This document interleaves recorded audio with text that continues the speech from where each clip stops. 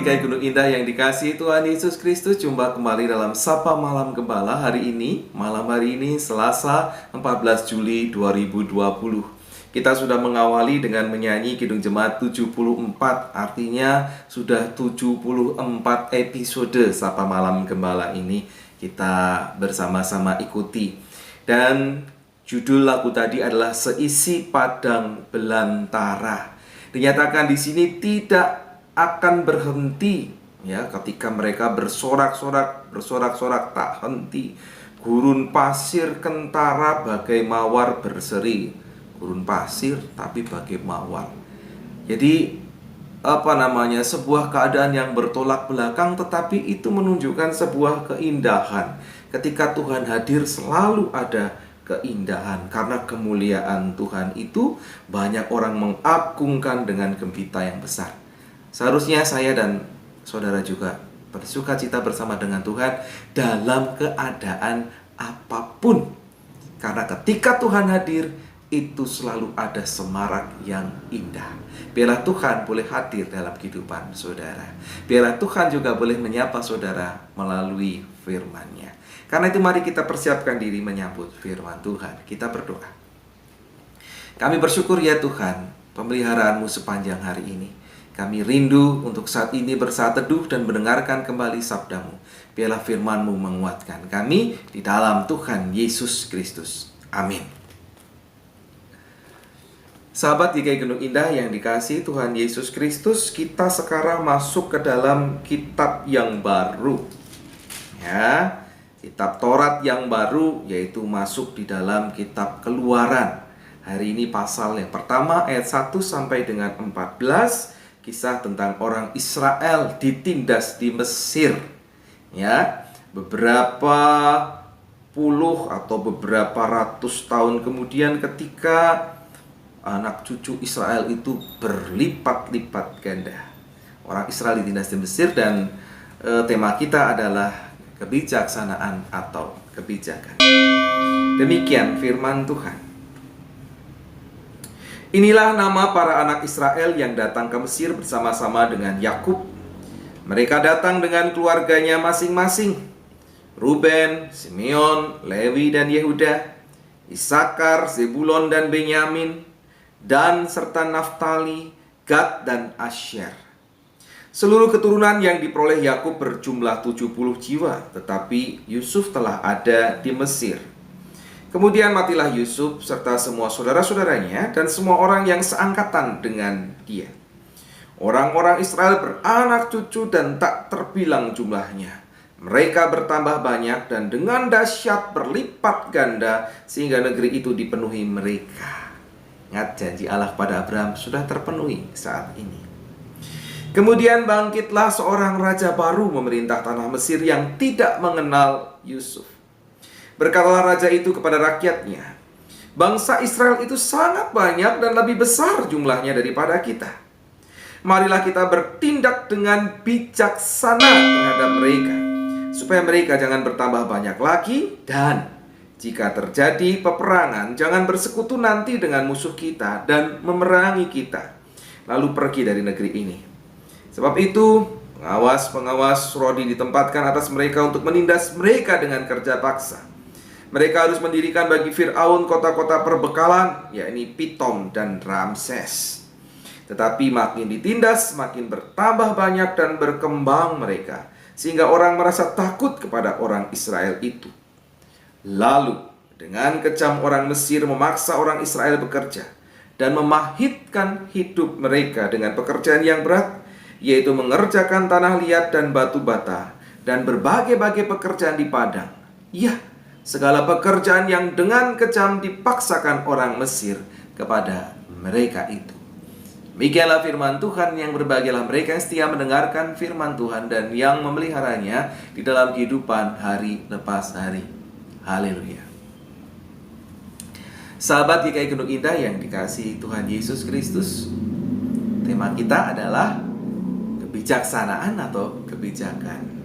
Nah, pernah dengar ungkapan, mohon kebijaksanaannya, Pak?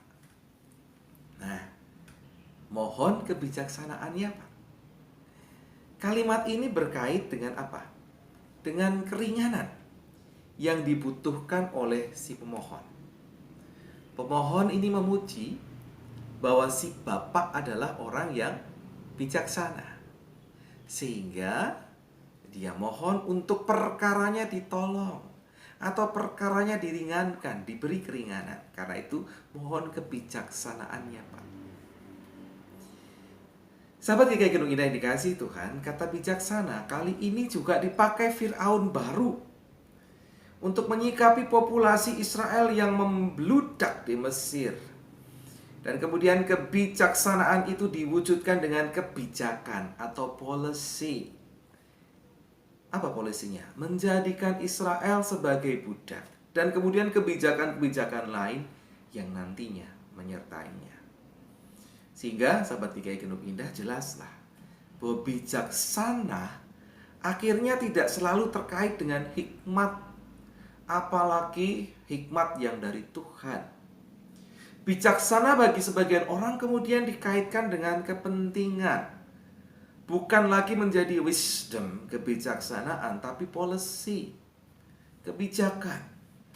Sehingga mari kita membedakan penggunaan kata kebijaksanaan dan kebijakan. Kebijaksanaan yang kemudian akarnya bersumber dari Sang Ilahi, hikmat Tuhan. Tapi kebijakan yang akarnya pada kepentingan yang bisa berbeda-beda setiap orang, berbeda-beda setiap waktu. Jadi bijaksana dengan bijak, kebijaksanaan dengan kebijakan sebetulnya akhirnya berbeda maknanya, penggunaannya. Sahabat GKI Gunung Indah yang dikasihi Tuhan, untuk menghadirkan shalom atau damai sejahtera, seharusnya kita semua, pemerintah bangsa kita juga seharusnya memiliki bukan hanya policy, kebijakan, tetapi memiliki kebijaksanaan yang bersumber kepada hikmat Tuhan, hikmat Allah. Ya, bukan pada kebijakan yang bersumber pada kepentingan. Dan kalau bersumber pada kepentingan, akhirnya ada yang dirugikan, ada yang setuju, ada yang tidak setuju. Tapi kalau bersumber pada hikmat Tuhan, itu akan memberikan damai sejahtera. Tidak usah jauh-jauh pada pemerintahan, tapi biarlah gereja kita ataupun ibu bapak saudara sebagai kepala keluarga, sebagai ibu rumah tangga, lakukanlah kebijaksanaan sesuai dengan hikmat Tuhan ketika mengambil keputusan di tengah keluarga. Maka shalom, damai sejahtera itu boleh menjadi milik keluarga, milik jemaat, milik masyarakat di sekitar. Bahkan kalau dikerjakan oleh pemerintah bangsa Indonesia, menjadi milik seluruh warga bangsa. Biarlah kita doakan dan semampu kita lakukanlah. Tuhan Yesus menolong. Amin. Mari kita berdoa. Terima kasih ya Tuhan, baik kebijakan maupun kebijaksanaan sesuatu yang penting. Tetapi malam hari ini kami boleh membedakan kebijaksanaan yang bersumber dari hikmat Allah, itu yang harus kami kejar. Dan biarlah kami boleh meminimalkan penggunaan kebijakan berdasarkan kepentingan. Biarlah shalom, damai sejahtera Tuhan itu boleh dinyatakan ketika kami belajar menerima hikmat dari Tuhan.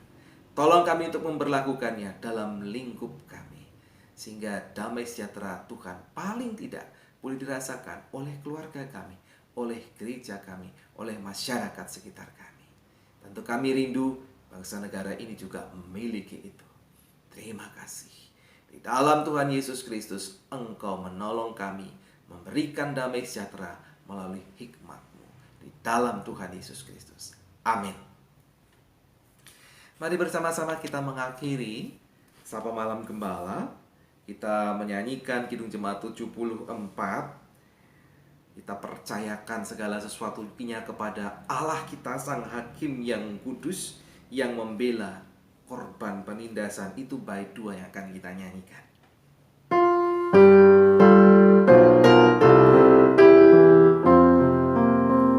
Kuatkan tangan tak berdaya, teguhkan kaki yang lesu. Orang cemas yang putus asa, kini tabahkan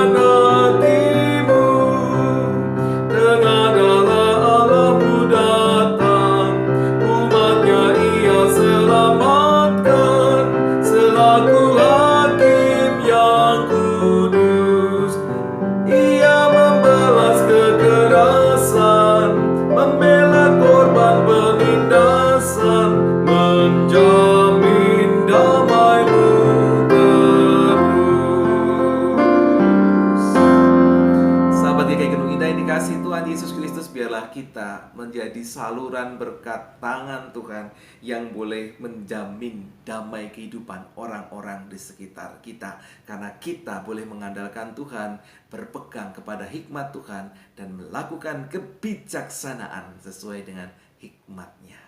Sampai berjumpa esok hari. Tuhan Yesus memberkati. Amin.